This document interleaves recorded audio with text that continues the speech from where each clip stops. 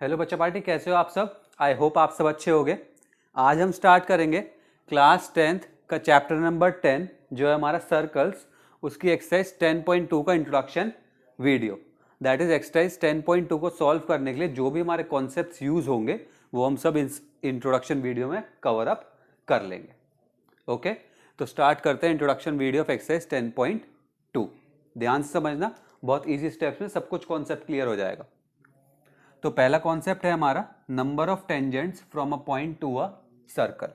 That is, इसमें हम क्या करेंगे, हमारे पास एक सर्कल होगा एंड उसमें हम 3 केस लेंगे। फर्स्ट केस ये होगा कि पहले हम एक पॉइंट सर्कल के अंदर लेंगे, फिर देखेंगे कितनी इस पॉइंट से कितनी टेंजेंट्स ड्रॉ कर सकते हैं हम। फिर एक पॉइंट सर्कल के ऊपर लेंगे, उस पर देखेंगे कितनी टेंजेंट्स ड्रॉ कर सकते हैं हम। और फिर एक पॉइंट सर्कल के मैं बाहर लूंगा, दैट इज एक्सटीरियर लूंगा, तो उससे देखेंगे कितने टेंजेंट्स हम ड्रॉ कर सकते हैं सर्कल पे। तो ये 3 केस लेते हैं, दैट इज पॉइंट से हम सर्कल पे कितनी टेंजेंट्स ड्रॉ कर सकते हैं। तो चलो स्टार्ट करते हैं। केस नंबर 1, फर्स्ट केस में मैं क्या कर रहा हूं, a point in the interior of the circle, that is जो मैंने पॉइंट लिया है फर्स्ट केस में वो मेरा पॉइंट सर्कल के अंदर है। ठीक है, ये सपोज ये सेंटर है सर्कल का और ये मैंने पॉइंट ले लिया सपोज यहां पर। अब ध्यान से देखो, इस पॉइंट से सर्कल पे मैं कितनी टेंजेंट्स ड्रॉ कर सकता हूं। भाई आप स्टूडेंट्स क्या करोगे कि लाइंस ड्रॉ करोगे इस पॉइंट को पास करेंगी। अब ध्यान से देखो, क्या इनमें से कोई सी भी जो हमने लाइंस ड्रॉ करी है वो टेंजेंट है क्या? क्या कोई सी भी जो हमने लाइन ड्रॉ करी है वो टेंजेंट है क्या? कोई सी भी नहीं है। ये सारी जो हमने ड्रॉ करी है क्या हो गई, सेकेंड। मैं मान के चल रहा हूं कि आपको टेंजेंट का मतलब पता है, सेकेंड का मतलब पता है और कॉर्ड का मतलब पता है। ये सब मैंने एक्सरसाइज 10.1 के इंट्रोडक्शन वीडियो में बता दिया था। ठीक है, तो ये जो हमने जितनी भी ड्रॉ करी है क्या बनी है हमारी, सेकेंड। तो फर्स्ट केस में हमारा कंक्लूजन क्या निकलेगा कि अगर सर्कल के अंदर कोई भी पॉइंट हुआ, ध्यान सुनो, सर्कल के अंदर कोई भी पॉइंट हुआ तो उससे हम कोई भी टेंजेंट ड्रॉ नहीं कर सकते। उससे क्या ड्रॉ होगा, सिर्फ सेकेंड ड्रॉ होगी, टेंजेंट ड्रॉ नहीं हो सकती। क्यों? क्योंकि वो 2 पॉइंट पे कट करेगा सर्कल को। ठीक है, तो फर्स्ट केस में क्या हो जाएगा हमारा, नो टेंजेंट। ठीक है, तो फर्स्ट केस का आंसर क्या हो जाएगा हमारा, नो टेंजेंट। नोट करो इसे, कर लिया। अब देखो केस नंबर 2 पढ़ लेते हैं। केस नंबर सेकंड में हम क्या करेंगे, जो हम पॉइंट लेंगे वो सर्कल के ऊपर ही ले लेंगे। दैट इज, अगर ये हमारा एक सर्कल है, ये इसका सेंटर है, तो अब क्या जो हम पॉइंट लेंगे वो सर्कल के ऊपर ले लेंगे। तो a point on the circle. अब देखो हमें पता है कि सर्कल क्या होता है, सर्कल एक कलेक्शन ऑफ पॉइंट होता है। तो अगर हम इसमें से कोई सा भी एक पॉइंट ले तो उस पर हम सिर्फ एक ही टेंजेंट को ड्रॉ कर सकते हैं। दैट इज, अगर सर्कल के ऊपर कोई पॉइंट है तो उस पर हम क्या कर सकते हैं, सिर्फ एक ही टेंजेंट को ड्रॉ कर सकते हैं। ओके, तो इसमें क्या आएगा हमारा रिजल्ट, ओनली वन टेंजेंट। इसका रिजल्ट तो हमें पता आ गया कि अगर सर्कल के ऊपर एक पॉइंट है तो उस पर हम सिर्फ, मतलब सर्कल कलेक्शन ऑफ पॉइंट है, तो अगर हम एक पॉइंट कंसीडर करेंगे वो जो सर्कल के ऊपर होगा तो उस पर हम सिर्फ एक ही टेंजेंट को ड्रॉ कर सकते हैं। ये मैंने आपको डीपली एक्सरसाइज 10.1 में भी इलेबोरेट करा था। ठीक है, आसान केस था बहुत। अब देखो थर्ड केस पे आ जाते हैं। कुछ नहीं है, सिर्फ समझने वाली बात है, इसमें कुछ रटना नहीं है। थर्ड केस में क्या होगा, हम जो पॉइंट कंसिडर करेंगे, लेट्स सपोज ये हमारा एक सर्कल है। अब हमने एक पॉइंट लिया outside the circle, that is exterior में, तो हम क्या लिखेंगे, a point outside the circle.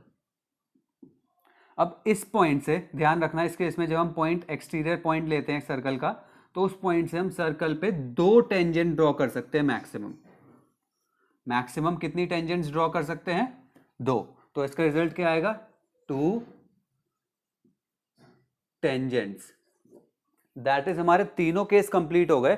First case में हमने क्या करा, इंटीरियर में पॉइंट लिया, उस समय पता चला कि हम कोई टेंजेंट ड्रॉ नहीं कर सकते, नो टेंजेंट। सेकंड केस जब हमने लिया ऑन द सर्कल, तो इससे पता चला कि हम सिर्फ एक टेंजेंट ड्रॉ कर सकते हैं। थर्ड केस में हमने एक एक्सटीरियर में पॉइंट लिया सर्कल के, उस समय पता चला कि हम मैक्सिमम 2 टेंजेंट ड्रॉ कर सकते हैं। दैट इज 0, 1 एंड 2, ये हमारे रिजल्ट्स आए। तो अब इसे आप स्क्रीनशॉट ले लो, ठीक है, और बहुत सिंपल था। उसके बाद हम पढ़ते हैं अब एक थ्योरम नंबर 10.2। स्क्रीनशॉट ले लो इसका। चलो बच्चों स्टार्ट करते हैं थ्योरम नंबर 10.2। बहुत इजी है, ध्यान से समझना। थ्योरम नंबर 10.2 क्या कहती है कि हम सर्कल के एक्सटर्नल पे अगर कोई भी पॉइंट लेंगे, सपोज हमने सर्कल के एक्सटर्नल पे लिया पॉइंट P और इससे हमने टेंजेंट ड्रॉ करी सर्कल पर, दैट इज PQ एक टेंजेंट है और PR एक टेंजेंट है। तो ये जो 2 टेंजेंट्स हमने ड्रॉ करी हैं exterior point to a circle से, तो वो टेंजेंट्स की जो लेंथ होगी वो आपस में इक्वल होगी। दैट मीन्स सर्कल के एक्सटर्नल पे आप कहीं भी कोई सा भी पॉइंट ले लो, आप उस पॉइंट से मैक्सिमम 2 टेंजेंट्स ड्रॉ कर सकते हो। आपने 2 टेंजेंट्स ड्रॉ करी, तो वो जो 2 टेंजेंट्स होंगी उन 2 टेंजेंट्स की लेंथ इक्वल होगी। ये है सिंपल हमारी theorem number 10.2। That is the length of tangents drawn from an external point to a circle. हमने एक्सटर्नल पॉइंट सर्कल के टेंजेंट्स ड्रॉ करी आर इक्वल, तो उसकी जो लेंथ होगी टेंजेंट की वो होगी हमारी equal, that is equal length. बात समझ में आ गई, थ्योरम समझ में आ गई, बहुत इजी है। तो इसे आप नोट कर लें थ्योरम को, और इसके बाद देखते हैं इसका प्रूफ। नोट कर लिया। अब देखो प्रूफ से पहले हमें गिवन और कंस्ट्रक्शन वगैरह लिखनी पड़ेगी। तो देखो हमें गिवन क्या है, हमने एक सर्कल ड्रॉ करा जिसका सेंटर है हमारा O, तो a circle with centre O। उसके बाद क्या करा, एक पॉइंट P लिया outside the circle, that is exterior में एक पॉइंट लिया। समझ में आ गई। इससे हमने 2 टेंजेंट्स को इक्वल प्रूफ करना है। तो हमें 2 प्रूफ क्या करना है, हमने टेंजेंट्स ड्रॉ करी PQ एंड PR, और इन दोनों टेंजेंट्स को हमें इक्वल प्रूफ करना है, ठीक है। तो हमने लिख दिया 2 proof PQ equals to PR, that is tangents की लेंथ को हमें इक्वल प्रूफ करना है। अब देखो इसके लिए हमें कुछ कंस्ट्रक्शन करना पड़ेगा।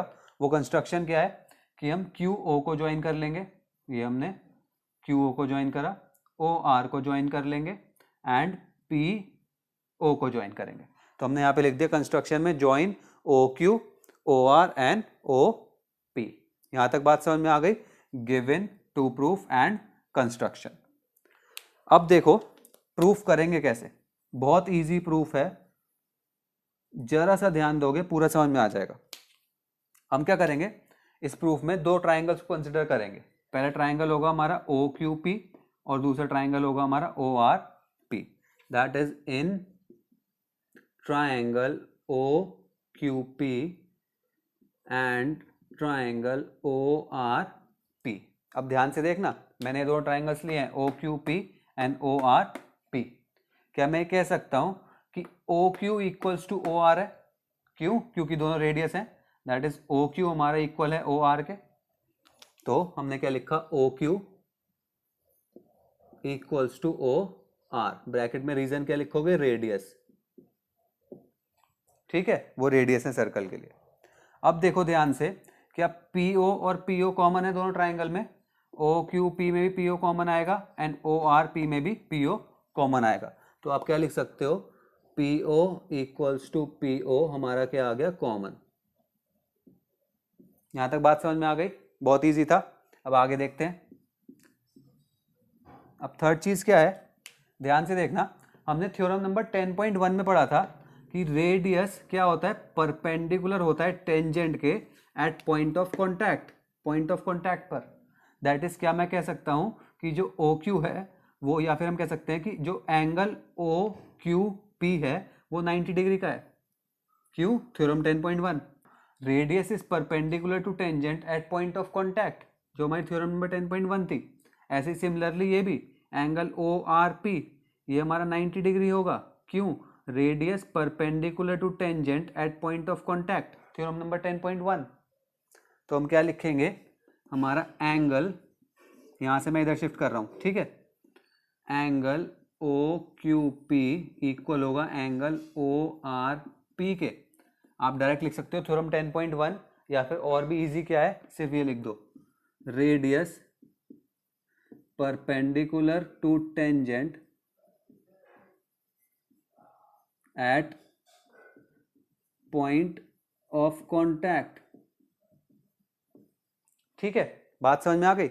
इन दोनों को आपको इक्वल्स टू 90 डिग्री भी लिखना है, ठीक है ना। हमने इक्वल तो लिख दिया, इक्वल टू 90 डिग्री है, तो यहाँ पे आप इस तरीके से लिख देना कि angle O Q P equals to angle O R P equals to 90 degree. Reason ये रहा, radius perpendicular to tangent at point of contact. अब इससे क्या हुआ, हमारा triangle O Q P congruent proof हो गया ट्रायंगल ओ आर पी के। अभी आप सोच के बताओगे कि मैंने कौन सा कॉन्ग्रेंसी रूल यूज करा है।